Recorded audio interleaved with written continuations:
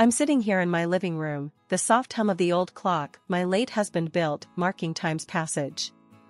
It's a small, cozy house, filled to the brim with memories, each corner telling a story of love, loss, and everything in between. My name's Margaret, but everyone close calls me Maggie. I'm 69 years young, a retired school teacher who's seen her fair share of life's ups and downs. My son, Jack, is a strapping lad of 42. Married for more than a decade, he's got a daughter, Lily, who's as bright and lively as a 10-year-old can be. Then there's Emily, my daughter-in-law. Our relationship's been, well, complicated, to put it mildly. Mom, you sure you don't need anything else done around here? Jack's voice pulls me from my thoughts as he stands in the doorway, concern etched on his face. I shake my head, offering him a smile. I'm all set, sweetheart. This old house is holding up just fine, thanks to your dad's handiwork. He nods, though I can tell he's not entirely convinced. All right, but if you need anything, you call me, okay? Don't bother with Emily, you know how she gets. I sigh. Jack, she's your wife. I don't want to cause any trouble between you two. He shrugs, a bit of frustration showing. Yeah, well, things have been tense. But we'll manage. We always do. The conversation shifts to lighter topics, Jack filling me in on Lily's latest school project and Emily's plans for the weekend. But there's an unspoken tension in the air, a distance that wasn't there before. As Jack leaves, promising to visit again soon, I can't help but feel a pang of loneliness. The house feels emptier without the laughter and chaos that used to accompany my son and his family's visits. The phone rings, shattering the silence. It's Emily, her voice icy as she speaks. Margaret, I need you to watch Lily tomorrow. Something's come up. I bristle at her tone, but my love for Lily wins out. Of course, I'll watch her. She's my granddaughter, after all. Emily's reply is curt, a simple thanks, before she hangs up. I stare at the phone, a mix of sadness and frustration churning within me. What happened to the days when Emily would chat with me about recipes and gift ideas for Jack? When did everything become so transactional? I spend the rest of the day tidying up the house, preparing for Lily's visit. It's in these quiet moments, surrounded by the love and care that went into building this home, that I find my strength. This house, built on memories, stands as a testament to the life my husband and I built together. And no amount of tension or harsh words can take that away from me. Back in the day, life was simpler, or so it seemed. I was still teaching, shaping young minds, while my son Jack was just starting to make his way in the world. Emily entered our lives like a whirlwind, full of ideas and ambition, which I admired, even if we didn't see eye to eye on everything. Mom, I want you to meet Emily, Jack had said, his eyes shining with that look of love I hadn't seen in a long while. I think she's the one. I remember meeting her for the first time. She was outspoken, a stark contrast to the quiet steadiness of my Jack. Pleased to meet you, Mrs. Thompson, she'd said, offering me a firm handshake that somehow felt more like a challenge than a greeting. I smiled, trying to ease the tension. Call me Maggie, dear. Mrs. Thompson makes me feel like I'm still in the classroom. She laughed, but it didn't quite reach her eyes. All right, Maggie it is. Jack's told me so much about you. Those early days were a mix of getting to know Emily and adjusting to the new dynamics she brought into our family. Jack was smitten, and I, despite my reservations, hoped for the best. Emily would often come to me for advice, especially when it came to Jack. Maggie, what does Jack like to eat? I want to surprise him, Emily asked one afternoon, her tone softer, almost vulnerable. I found myself warming to her in those moments. He loves beef stew, the way his dad used to make it. I can show you if you like. And so, we cooked together, a tentative peace forming between us. But it wasn't always easy. Emily had strong opinions, especially about how Jack should be advancing his career, which often led to heated discussions. Jack needs to be more ambitious, Maggie, Emily would say, her frustration evident. He's too comfortable here, too stuck in his ways. I'd bristle at her words, defending my son. Jack's doing just fine. He's building his life, his way. Not everyone needs to chase after money and status. She'd sigh, rolling her eyes. You don't get it. We need more if we're going to make something of ourselves. Despite these clashes, I saw how she pushed Jack, how they grew together. When Jack landed a well-paying job and later started his own business, I couldn't help but feel a grudging respect for Emily's drive. Yet, as their fortunes changed, so did our relationship. The visits became less frequent, the conversations more strained. Emily's requests for my help or advice dwindled until they stopped altogether. I missed my granddaughter terribly in those days. Lily was a bright spark, always eager to learn, to explore. I cherished the moments she'd spend with me, her laughter filling the house with joy. Why doesn't Grandma come over anymore? I overheard Lily ask her parents one day, her voice tinged with confusion and sadness. Jack was quick to reassure her. Grandma's always welcome, sweetheart. We've just been busy, that's all. But Emily's response was cooler, more distant.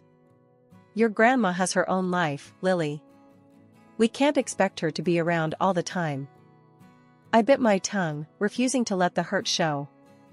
Instead, I focused on the love I had for my family, holding on to the hope that things would improve. It was Lily's 10th birthday, a milestone I'd been looking forward to for months. I had a special gift picked out, a book of fairy tales I knew she'd love, each story carefully chosen to spark that bright imagination of hers. But then, the unexpected happened.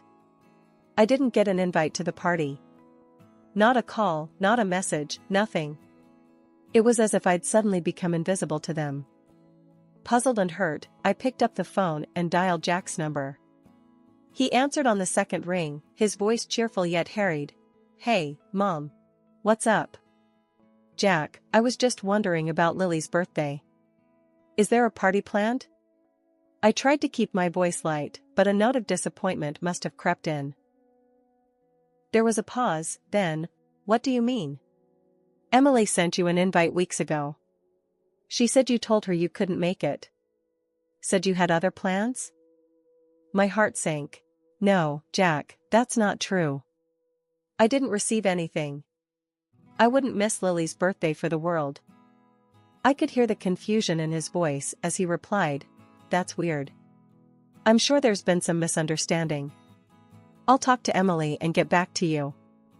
But he never did get back to me about it.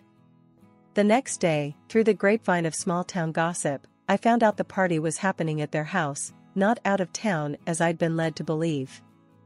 Feeling a mix of anger and sadness, I decided not to confront them about it.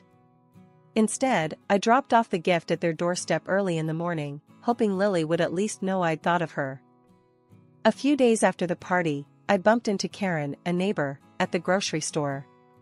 She was all too eager to spill the details of the party, not realizing I hadn't been there. Oh, Maggie, it was such a lovely do. Emily outdid herself this time. Shame you couldn't make it, though. Lily kept asking for you. Karen chattered on, unaware of the hurt her words inflicted. I forced a smile, thanking her for the update, and quickly made my excuses to leave. The walk home felt longer than usual, each step heavy with the weight of betrayal. The situation gnawed at me until I couldn't take it anymore. I needed answers. So, I called Jack again, this time more determined. Jack, we need to talk about Lily's birthday, I said, cutting straight to the chase. There was a heavy sigh on the other end. Mom, now's not a good time. We're swamped with orders at work, and Emily's not been feeling great. I persisted. I understand, but I need to know why I was told the party was somewhere else when it wasn't. Why was I lied to, Jack? There was a long pause, then Jack's voice, weary and a bit defensive. Mom, it's just. Emily thought it would be easier this way. She felt the dynamics have been a bit off lately and didn't want any awkwardness at the party. I felt a rush of anger and disbelief. So, you decided to exclude me? To lie to me? Is that how we're solving problems now? Mom, I'm sorry. I didn't know what else to do. Emily, she's got a way of seeing things, and sometimes it's just easier to go along with it. He tried to explain, sounding exhausted. I was too hurt to argue further. I see. Well, I hope it was worth it. I hope lying to your mother and excluding her from her granddaughter's birthday felt easier for you. Mom, please. Jack's voice cracked a little. It's not like that. But I didn't want to hear any more excuses. I have to go, Jack. We'll talk some other time. Hanging up, I felt a mixture of sadness, anger, and resignation. It was clear that my relationship with Emily, and now perhaps even with Jack, was more fractured than I'd realized. After the birthday mess, things went quiet. Too quiet. My house, cozy as it is, started feeling too big, too empty. That's when I decided to get myself a little company. A small dog, a bundle of energy and love. Named him Buster. The moment I laid eyes on him, I knew he was the one to fill the house with life again. I couldn't wait to tell Lily about Buster. She's always loved animals, and I thought this might just be the thing to get her to visit. Picking up the phone, I dialed their number, heart racing a bit as it rang. Grandma. Lily's voice, bright and cheerful, filled my ears the moment she picked up. How are you? Doing just fine, love. Guess what? I've got a surprise for you. A little dog named Buster, I said, unable to keep the excitement from my voice. Really? A dog? That's awesome. I want to see him. Can I come over? Her enthusiasm was music to my ears. Of course, sweetheart. Anytime you want, I replied, feeling a warmth spread through me. Turns out, I didn't have to wait long. That very afternoon, the doorbell rang. There stood Emily, looking as if she'd rather be anywhere else, and Lily, eyes sparkling with excitement. We can't stay long, Emily announced, barely crossing the threshold. Ignoring the tension, I ushered them into the kitchen, deciding to make the best of it. Let me get you some tea and cake. Make yourselves at home. As we settled, Emily's eyes roamed, landing on the new oven and the bits of new furniture around the house. These are new, she remarked, her tone sharp. Who bought them for you?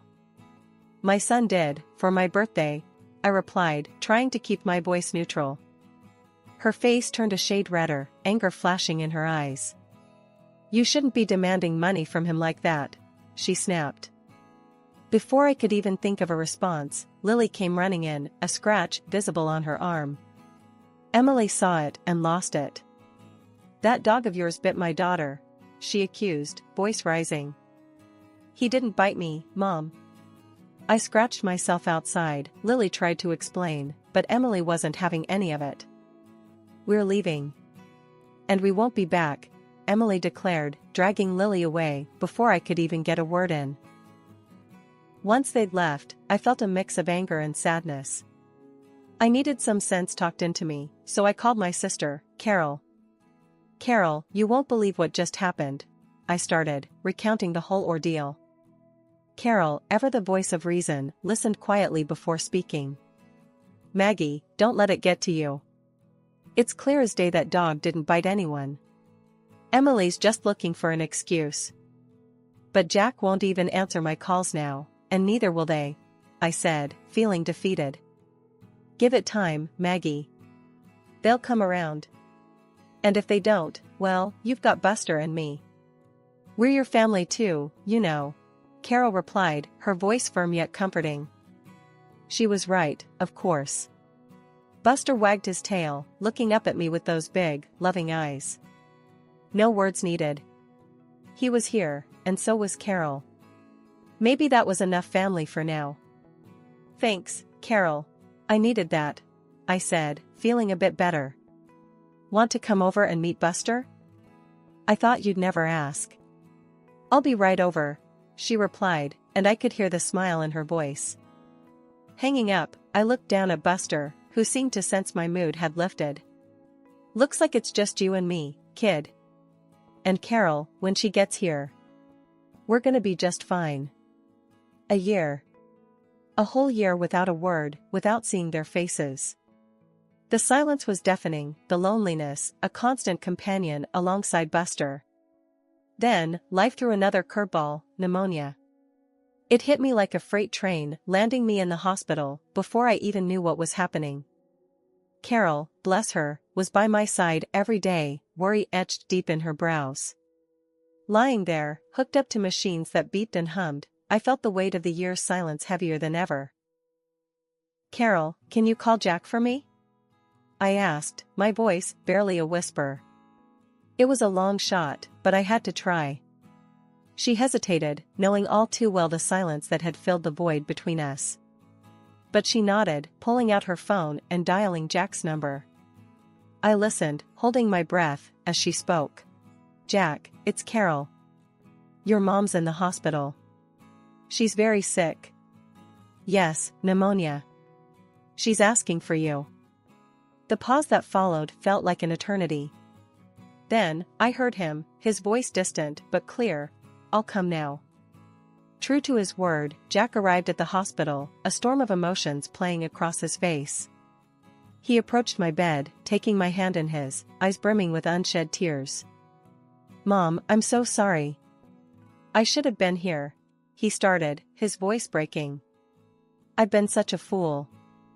I could barely speak, my illness and the emotion of the moment rendering me weak. "Why, Jack? Why did you believe that, about Buster?" He looked away, shame coloring his features. "Emily told me, showed me a scratch on Lily's arm. Said Buster attacked her. I was angry, hurt. I thought I don't know. I just..." Listening to him, it was clear how deeply the lie had cut, driving a wedge between us. "Jack, you know Buster. He wouldn't hurt a fly." "I know now, Mom. I saw him, he's gentle." "Emily, she lied to me." "I'm so sorry. I should have known better," he admitted, his voice laced with regret. The admission, the apology, it was bittersweet. My heart ached for the lost time, for the pain we'd both endured because of a lie. "Jack, it's okay. We're here now. That's what matters," I said, squeezing his hand, offering forgiveness, because holding on to anger would only prolong the pain. He nodded, wiping away a tear. "I'm going to make this right, Mom. I promise." Hearing those words, feeling his hand in mine, I believed him. Maybe this was the start of mending what had been broken, of healing not just my body, but our family too. Things were just starting to look up when out of nowhere, trouble came knocking again. This time, it wore a suit and called itself a lawyer, claiming to represent Jack. The voice on the phone was all business, saying he needed me to sign some documents, because Jack was abroad and in a bind. Something about the whole thing smelled fishy to me. First thing I did was try calling Jack, but wouldn't you know it, his phone was as good as a brick. No answer. That's when I got that sinking feeling in my gut. I rang up Carol, told her to come over quick. "Something's not right," I told her, pacing the floor until she showed up. When the lawyer showed up, all smiles and handshakes, I knew I had to play it smart. He pushed a stack of papers towards me, saying it was all just formalities, that Jack needed this done pronto. "I'd like a minute to read these, if you don't mind," I said, trying to buy some time. "Oh, there's no need to worry. It's all straightforward," he assured me, but I wasn't buying what he was selling. I needed Carol to get a look at these documents without him hovering, so I suggested a little stroll in the garden. "Let's get some fresh air, then I'll sign," I proposed. To my surprise, he agreed. While we were outside, Carol was inside, snapping pictures of the documents with her phone. Turns out, those papers were nothing short of a nightmare. They were trying to get me to sell my house for peanuts and ship off to a nursing home, claiming I was too sick to take care of myself. Before I could process it all, Emily stormed in, red-faced and yelling like a banshee. "Just sign the damn papers, Margaret. Don't make this harder than it has to be." I stood my ground, refusing to be bullied. "I'm not signing anything until I talk to Jack," I said firmly. That's when I called the police. Emily was livid, spewing lies about me having dementia, trying to paint me as some doddering old fool. The police showed up, and Emily switched gears, playing the concerned family member. But we had proof.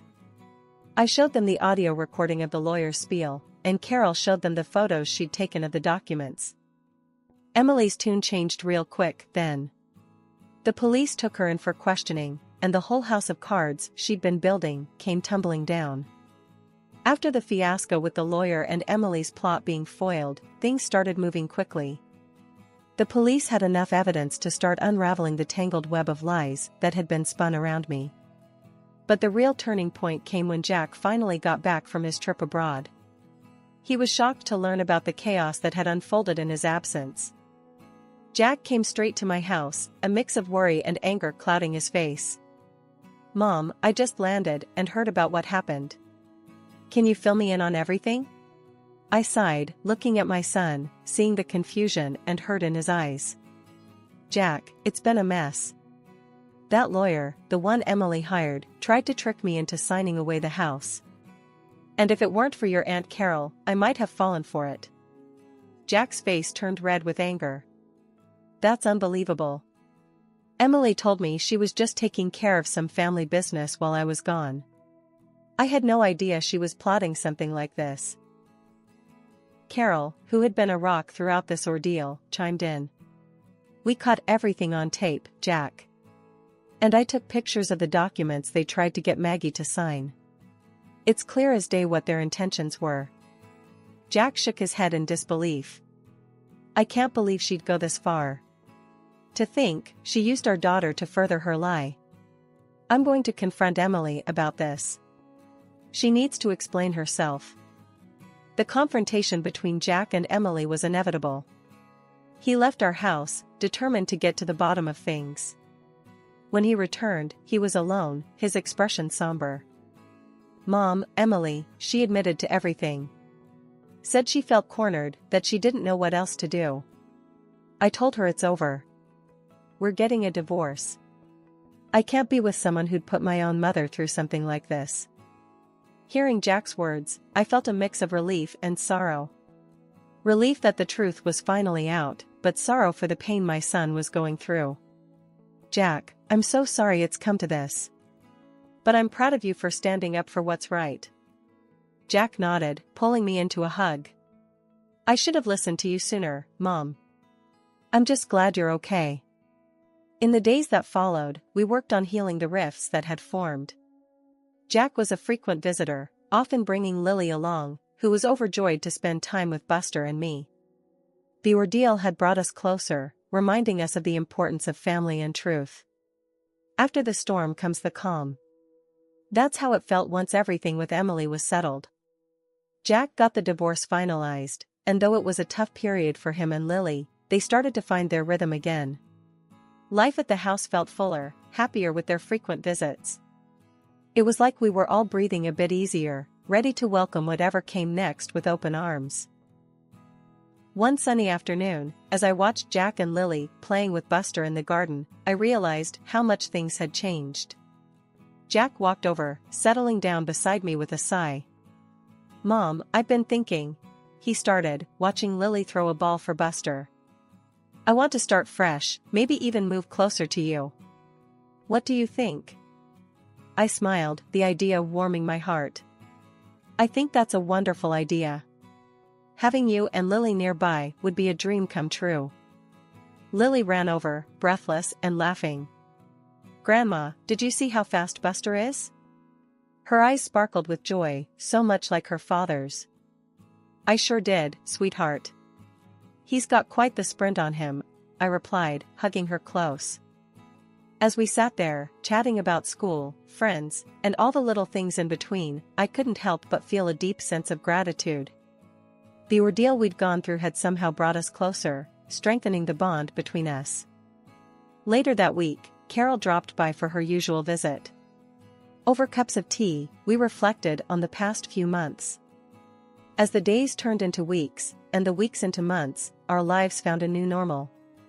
Jack and Lily did move closer, just a few streets away, making spontaneous visits a regular occurrence. The laughter and love that filled my home were a balm to my soul, healing old wounds and bridging any gaps that had formed. One evening, as we all gathered for dinner, Jack raised his glass in a toast. To new beginnings, to family, and to a future filled with love and laughter. We've come through the storm, and now it's time to enjoy the sunshine. We all echoed his sentiment, clinking glasses and sharing smiles. It was a simple moment, but it held the weight of everything we'd endured and overcome together.